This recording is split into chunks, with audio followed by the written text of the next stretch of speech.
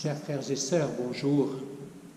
L'évangile de ce jour n'est pas très facile à entendre.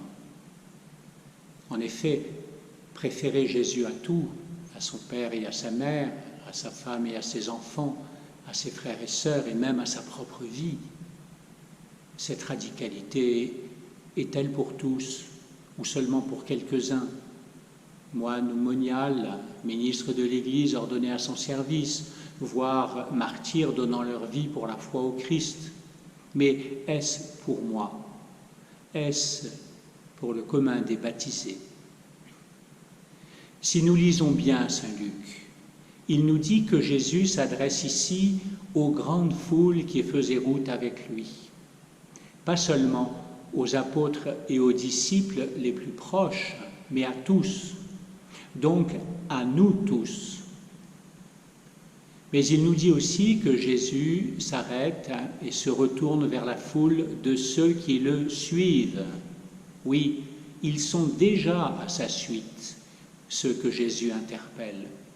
Et nous aussi, nous sommes déjà tous ses disciples, chacun à notre manière, avec ce que nous sommes et selon notre vocation propre.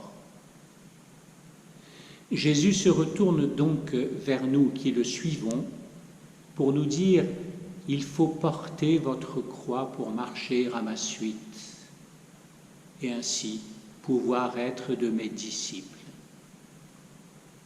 La croix, c'est la manifestation suprême de l'amour de Dieu pour nous. Et suivre Jésus implique de prendre notre croix, c'est-à-dire d'aimer à notre tour en réponse à son amour et à aimer comme lui.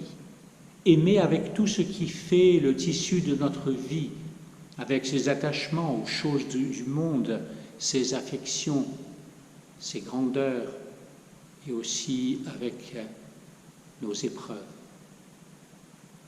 Suivre Jésus en prenant sa croix, c'est le suivre en renonçant à tout ce qui nous appartient.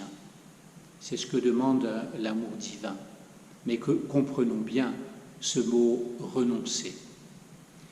Il ne s'agit pas de renoncer à aimer son père ou sa mère, son époux, épouse ou ses enfants, etc.